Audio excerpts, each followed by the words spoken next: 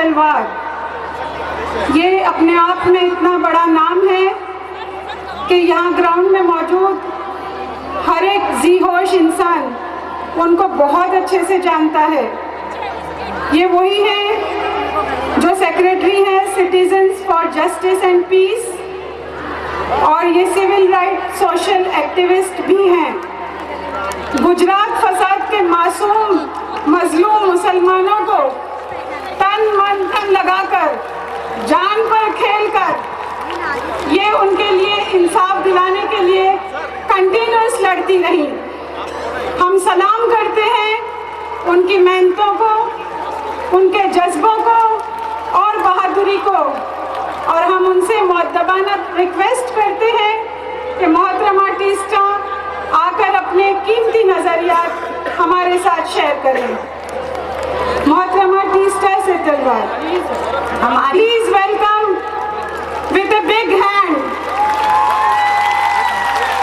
हमारी प्यारी प्यारी बहनें जो दूर तक नजर आ रही है, आप सबको हमारी तरफ से दिल से सलाम और नमस्कार। दोस्तों, शुरू करेंगे कुछ चंद बातों से। आज की शाम शाहीन बाग के नाम, आज की शाम शाहीन बाग के नाम, आज की शाम रोशन बाग के नाम, आज की शाम पार्क सर्कस, मालेगांव, धुले, बीड़, जहां पे भी हमारे बहनें सामने आके अपनी आवाज उठा रहे हैं, हाथ में तिरंगा फैला करके, संविधान और दस्तूर को हाथ में लेकर बराबरी और समता की बात कर रहे हैं। पहली बार आजादी के आंदोलन के बाद बराबरी समता की बात सड़क पे आ चुकी है, और इसीलिए आ चुकी है क्योंकि हमारे बीच में एक ऐसी सरकार दिल्ली में बैठी हुई है जो खुद हमारे संविधान पे विश्वास नहीं करती। और अगर कोई आप और हमको पूछ ले कि नागरिकता दुरुस्ती कानून 2019 CAA और NPR NRC के खिलाफ हम क्यों हैं, तो बस इतनी ही बात हम कह दे कि हमारे संविधान पे वो एक धक्का पहुंचाने वाली चीज है। हमारे संविधान अनुच्छेद 14, 15, 16, 17, 21, 19, 25 और 30 हमें बराबरी का दर्जा देता है। हमारा देश धार्मिक राष्ट्रवाद पे बुनियाद नहीं रखा। हमारे देश की बुनियाद सामूहिक राष्ट्रवाद पे बनी है, और ये पहली बार हमारे कानून में एक गैर बराबरी का मसला नागरिकता दुरुस्ती कानून पहली बार डालता है। सिर्फ मुसलमान को आप बाहर रख रहे हो, बाकी देश को आप अपना नहीं रहे हो। क्यों हमारे श्रीलंका के तमिल भाई बहनों को भी आप वंचित कर रहे हो नागरिकता से? ये बहुत बुनियादी सवाल है। इसके पहले भी हमारे पड़ोसी देश के हिंदू सिख भाइयों को नागरिकता दी गई है और आगे भी दी जाएगी। अगर कोई भी हमारे देश में आएगा और नागरिकता मांगेगा संवैधानिक रूप से, तो उनको नागरिकता देने का अधिकार सरकार रखती है। मगर एक ही कौम को अलग करके आप गैर बराबरी का मसला हमारे संविधान में बिठा करके ना इत्तेफाकी पैदा कर रहे हैं, और ये ना इत्तेफाकी दीवार पैदा करना गैर संवैधानिक। दोस्तों, किसी ने मुझे 2 दिन पहले एक छोटे से शहर इंदापुर में पूछा कि क्या अगर केंद्रीय सरकार NPR NRC लागू करने के आदेश दे देगी, तो क्या राज्य सरकार कानूनी स्तर पे इसको मना कर सकते हैं क्या? मेरा जवाब बहुत ही छोटा था, और वो जवाब मैं आपके सामने रखना चाहती। मैंने कहा, कभी कभी मुल्क में ऐसे मौके आते हैं जहां पे तकनीकी बात पे जवाब नहीं दे सकते। हम कानून को देख के हम तकनीकी बात पे जवाब नहीं देंगे। अगर ऐसा कोई कानून हमारे संविधान पे ठोस बैठाता है। अगर ऐसी नीति सरकार लागू करती है जो बुनियादी स्तर पे हमारे संविधान को गहरी चोट पहुंचाने वाला हो, जैसे CAA, NPR और NRC है, तो मेरा बुनियादी देश के लिए प्रेम की ये भावना है कि मैं NPR, NRC और CAA को नकारूं। मैं ऐसे दस्तूर को नहीं मानूंगी, मैं ऐसे नीति को नहीं मानूंगी जो बुनियादी स्तर पे मेरे संविधान पे नुकसान पहुंचाने वाला है। दोस्तों, नागरिकता क्या चीज होती है?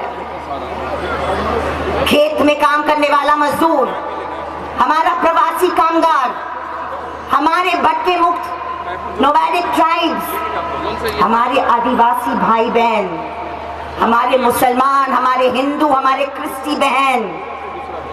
नागरिकता वो चीज है जो आप और हमारा देश के बीच में रिश्ता तय करता है, और ये नागरिकता वजूदी बुनियादी स्तर पे संविधान देता है, कानून देता है। एक कागज और दस्तावेज से मेरी रिश्ता नहीं तय हो सकता। कोई भी कागज, कोई भी दस्तावेज मेरी नागरिकता को तोड़ नहीं सकता, और इसीलिए हम कह रहे हैं कि आप दस्तावेज नहीं मांगेंगे, हम आपको दस्तावेज और कागज नहीं दिखाएंगे। हम यहाँ पे पैदा हुए हैं, हमारे पुरखों यहाँ के पैदा हुए हैं, हमने आजादी का आंदोलन यहाँ पे डट के लड़ा है, हर कौम लड़ी है, मुसलमान लड़ा है, दलित लड़ा है, सांथाल आदिवासी लड़ा है, किसान लड़ा है, दलित लड़ा है, और आप हमसे सबूत मांगने वाले हैं। जिन देश में बड़े बड़े नेताओं के पास अपने डिग्री की सबूत नहीं है, तो आप नागरिकता का सबूत मांग रहे हैं क्या? आप तो अपनी MA डिग्री का भी सबूत नहीं दे पाए, और हमें आप पूछ रहे हैं कि पैदाइशी का सबूत दीजिए। दोस्तों, आसाम में हम लोग 3 साल से काम कर रहे हैं। आसाम में 19 लाख लोगों को नागरिकता से वंचित किया गया। उसके पहले 44 लाख लोग बाहर थे, उसके पहले 1 करोड़ 20 लाख लोग बाहर थे। आसाम की सरकार कहती है हमने 1220 करोड़ रुपए खर्चा किए हैं। हम कहते हैं कि जनता आवाम ने 24,400 करोड़ रुपया अपने जेब से दिए।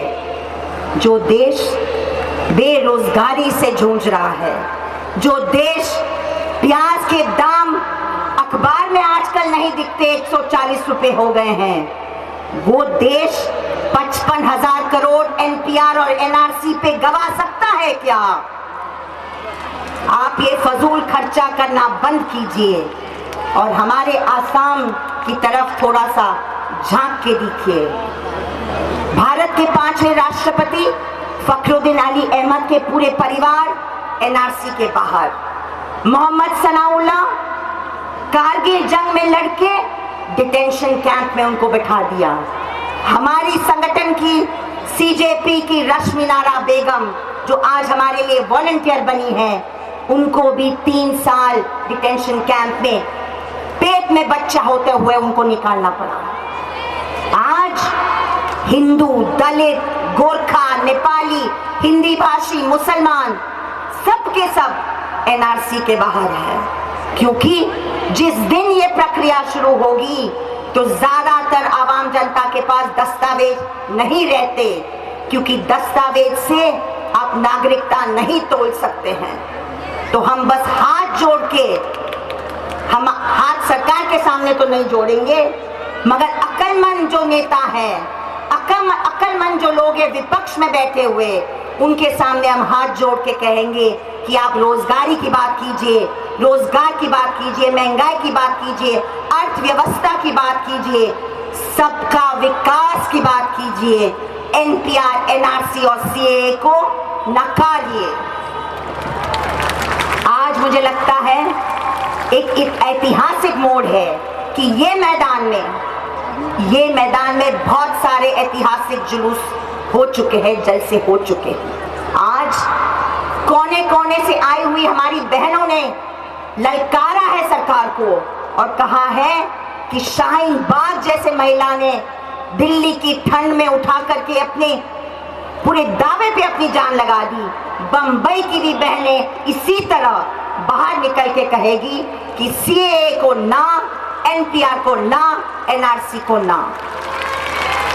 दोस्तों, बहुत शाम हो चुकी है और बाकी भी बहुत सारे व्यक्ति है बोलने के लिए। मैं ज्यादा समय आपका नहीं लूंगी, इतना ही कहूंगी कि अगला हमारा कदम है कि हमारे पड़ोसी की बहनों को हम समझाएंगे, उनको ये कहेंगे कि निशान पे होगा मुसलमान, मगर शुरू होते ही सब होंगे परेशान। तो हमारे दलित महिला, हमारे ब्राह्मण महिला, हमारे ओबीसी महिला, सबको हमें साथ में लेके यही मैदान पे 1 महीने के बाद आना है, ताकि वहां पे हर तबके की महिला दिखे, सिर्फ हमारी महिला ना दिखे। ये देश बुनियादी स्तर पे एक गुलदस्ता है, एक गुलदस्ता जो 5 उंगली की जब एक मुट्ठी बन जाती है तो वो मुट्ठी सरकार की डंडा लाठी के सामने भी कह सकती है कि इंकलाब हम सब। बहुत बहुत शुक्रिया। खुदा। बहुत शुक्रिया मैडम टीस्टा का।